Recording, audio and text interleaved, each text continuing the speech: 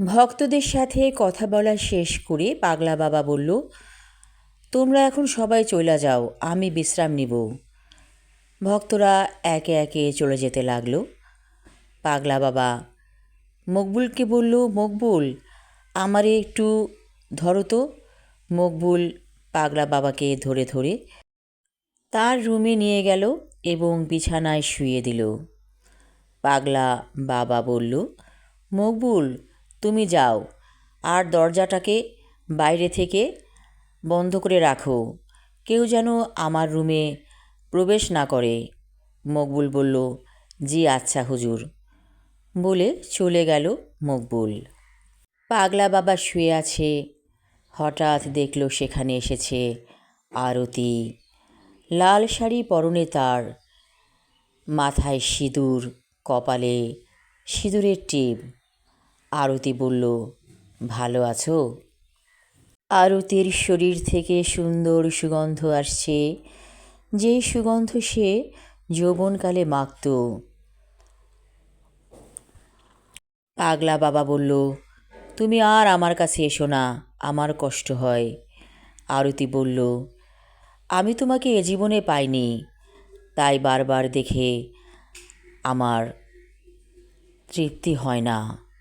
তোমাকে দেখতে ইচ্ছে করে, যখন তখন পাগল হয়ে ছুটে আসি। পাগলা বাবা বলল, আমি মুসলমান, তুমি হিন্দু, আমাদের মিলন হয় নাই, হবে না, তুমি আর এসো না।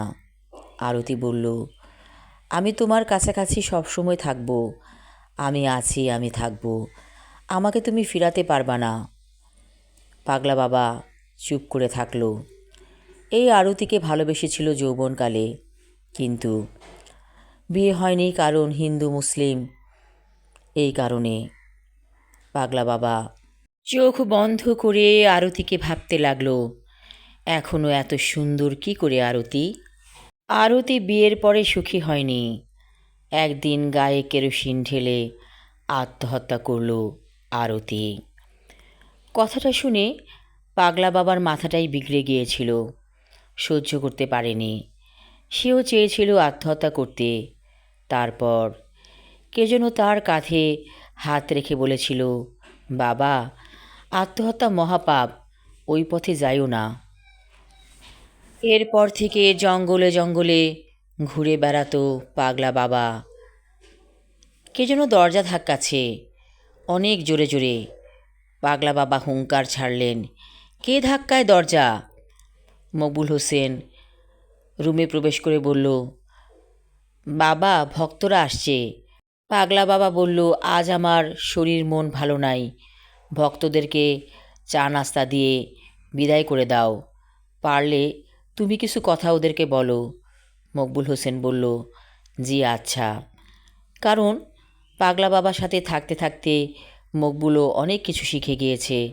সে ভক্তদের কাছে এসে বলল, আমি আপনাদেরকে আজ কথা শোনামো, আপনারা শুনবেন, তার আগে চা পানি খাইয়া নেই। মকবুল খাদেমকে বলল চা বানাতে। খাদেম বলল, জি আচ্ছা। ভক্তরা সবাই বসে আছে, উসখুস করছে, কি বলবে মকবুল? মকবুল পাগলা বাবার মতোই করে বলতে লাগলো অনেক কথা। ভক্তরা মনোযোগ দিয়ে শুনছে সেই বাক্য। এমন সময় চা নাস্তা চলে এলো। আজ আরও বেশি খেতে ভালো হয়েছে চা। আর যে খাবারটা নাস্তা হিসেবে এসেছে সেটা ছিল তেলের পিঠা। এক ভক্ত ডেকচি ভরে তেলের পিঠা এনেছে।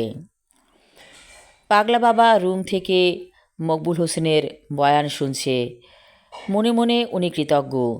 এখন চলে যেতে হবে, চলে গেলেও সমস্যা নেই, মকবুল হাল ধরবে তার প্রতিনিধি হয়ে।